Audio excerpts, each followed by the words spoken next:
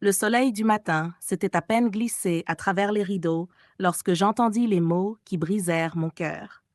Ma fille Yejid se tenait au bas de l'escalier, sa voix lourde de mépris. Maman, ne t'attends pas à un kobo des 62 millions de babas. Ces paroles transpercèrent plus profondément que le tissu noir que je portais encore depuis l'enterrement de mon mari 2 jours plus tôt. Mes genoux faillirent céder, mais je m'accrochais à la rampe, la même que mon mari Adewale polissait de ses propres mains chaque samedi matin. Il n'avait même pas laissé la poussière se poser sur sa tombe avant de tourner autour du domaine comme des faucons. Pas pour le deuil, pas pour les souvenirs, mais pour le festin de sa richesse. Je descendis lentement les escaliers, mais la maison bourdonnait déjà.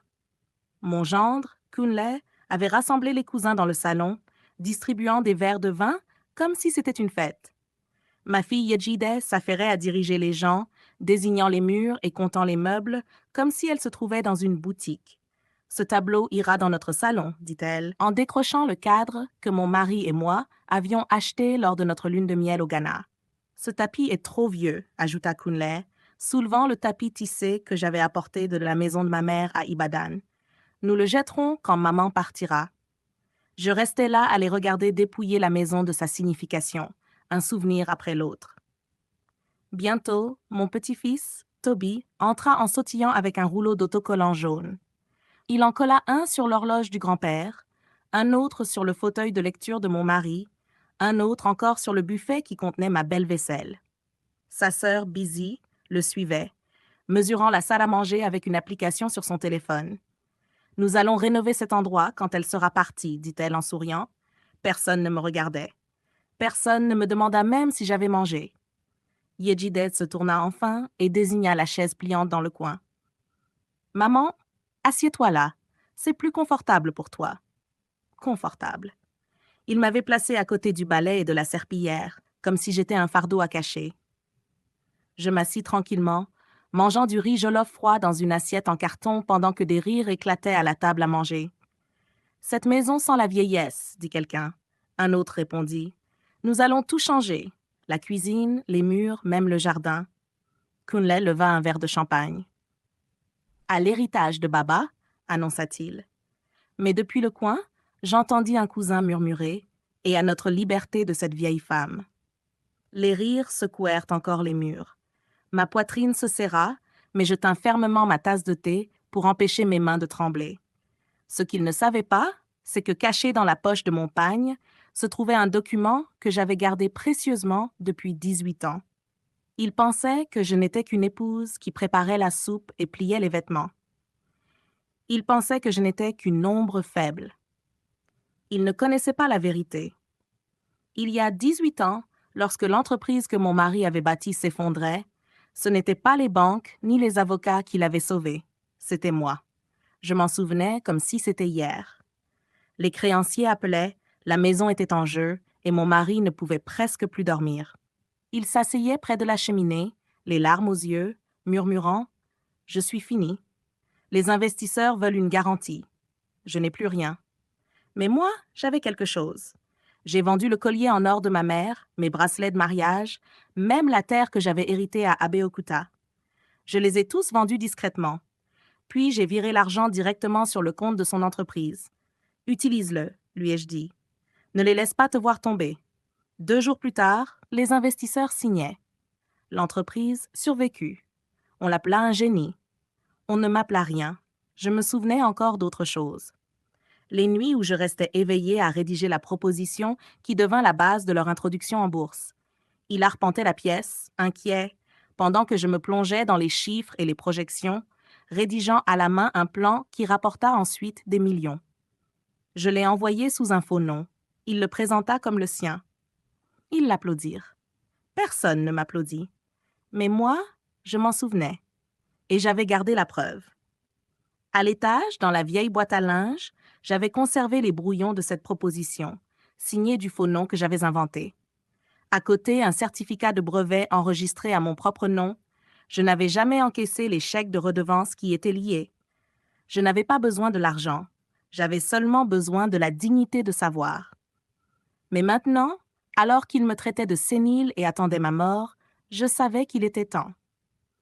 Ce soir-là, alors qu'il riait en parlant de repeindre la chambre principale en rose, je sortis discrètement de la maison. Ils avaient coupé ma ligne de portable, prétendant que c'était une erreur. Mais je me souvenais d'un autre moyen. Au coin de la pharmacie, le vieux téléphone public se tenait encore. Mes doigts composèrent un numéro que je n'avais pas appelé depuis des années. Quand M. Adeyemi, mon avocat, répondit, je ne dis que 2 mots. C'est l'heure. Il ne demanda pas d'explication. Il dit seulement « Viens demain matin ». Et ainsi, le lendemain, je portais mon dossier, lourd de vérités cachées, jusqu'à son bureau. Je déposais tout sur la table, le bordereau de dépôt bancaire montrant le virement issu de la vente de mes bijoux, la proposition originale avec mon écriture et le certificat de brevet portant mon nom en gras.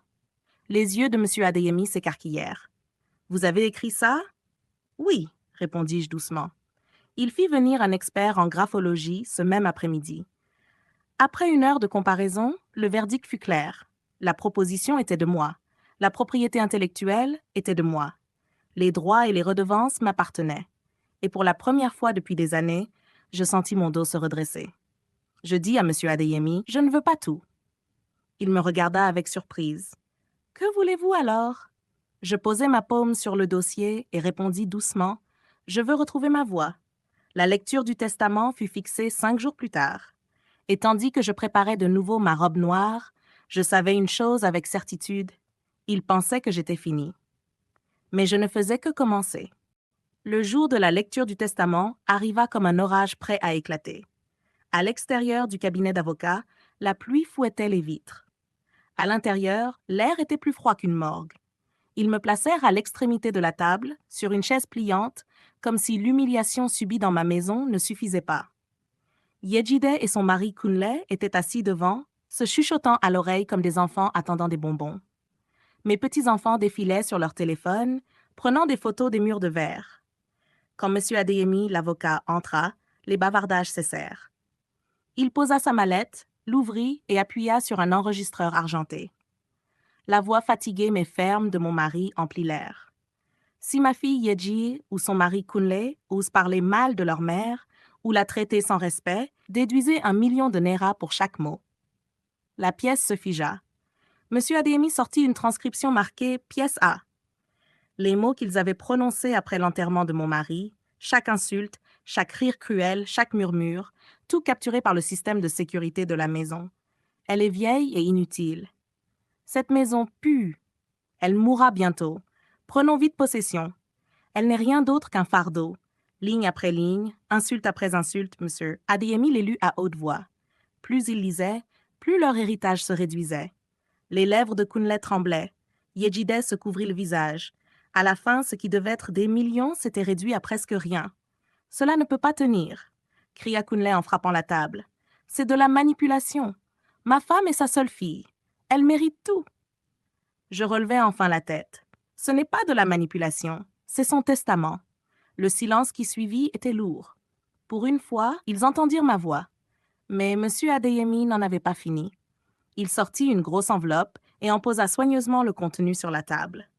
Il y a une autre affaire qui est restée cachée depuis près de 2 décennies. Il posa ma proposition manuscrite, suivie du certificat de brevet. Il y a 18 ans, l'entreprise croyait que cette proposition venait d'un stratège anonyme. Mais le pseudonyme appartient à Madame Morénique Adewale. Des exclamations de stupeur remplirent la pièce. Les petits-enfants se figèrent. Les mains de Yejide tremblaient. Kunle bondit sur ses pieds, me pointant du doigt. « C'est un faux. Cette vieille femme ment. » M. Adeyemi resta calme. L'expert en écriture a confirmé. L'Office des brevets a confirmé. Les redevances, près de 10 millions de Naira par an, ont toujours appartenu à elle. Yejide poussa un cri aigu, frappant la table des 2 mains. « Non, maman, comment as-tu pu ?»« Nous avons souffert aussi. Nous méritons quelque chose. »« Mériter ?» demandai-je, ma voix ferme. « Tu t'es moqué de moi. Tu m'as poussé dans un coin. Tu as attendu ma mort pour repeindre ma chambre en rose. Qu'est-ce que tu mérites exactement ?» Elle sanglotait, secouant la tête. « Maman, s'il te plaît, pardonne-nous. » Nous étions en deuil, nous ne pensions pas ces paroles. Kunle lui toucha rapidement le bras, murmurant « Ne supplie pas. Nous allons contester ça au tribunal. Mais monsieur Adeyemi ferma cette porte avant qu'elle ne s'ouvre. C'est du béton. Le patrimoine lui appartient légalement. Toute tentative de contestation ne fera qu'épuiser ce qu'il reste de votre héritage réduit. Le visage de Kunle s'assombrit. Il essaya de sourire, mais la colère le déforma. Ce n'est pas la fin, marmonna-t-il. Monsieur Adeyemi l'ignora et porta le coup final. Quant au patrimoine, les maisons, les véhicules, les fonds fiduciaires et toutes les redevances commerciales sont laissés entièrement à Madame Morenick Adewale. Il fit glisser une enveloppe scellée sur la table. À l'intérieur se trouvait la dernière lettre de mon mari.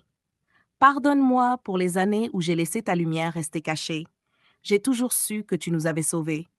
Laisse maintenant le monde connaître ton nom. Cet empire était autant le tien que le mien. Mes larmes coulèrent, mais mon esprit se redressa plus haut que jamais. Yejid tomba soudain à genoux. « Maman, s'il te plaît, je suis ta seule fille.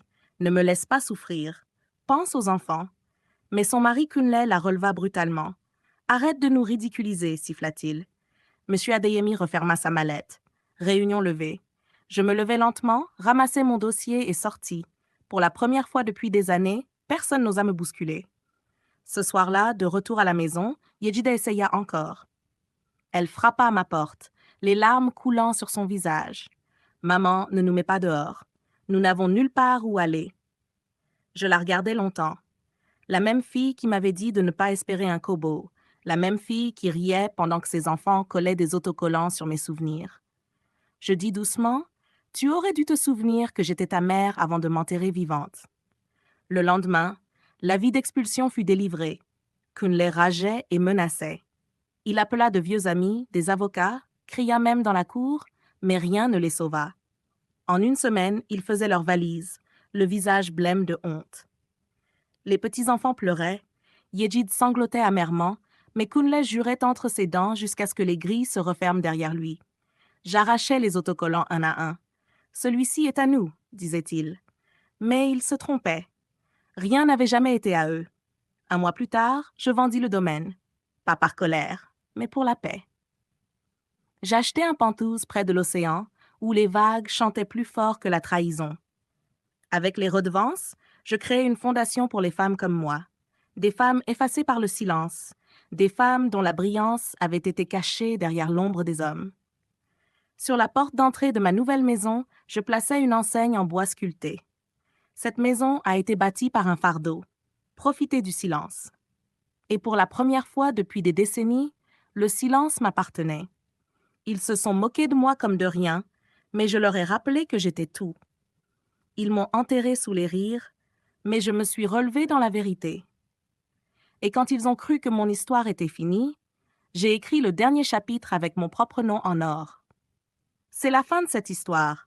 Merci beaucoup d'avoir regardé. N'oubliez pas d'aimer, de partager, de commenter et de vous abonner pour plus d'histoires puissantes.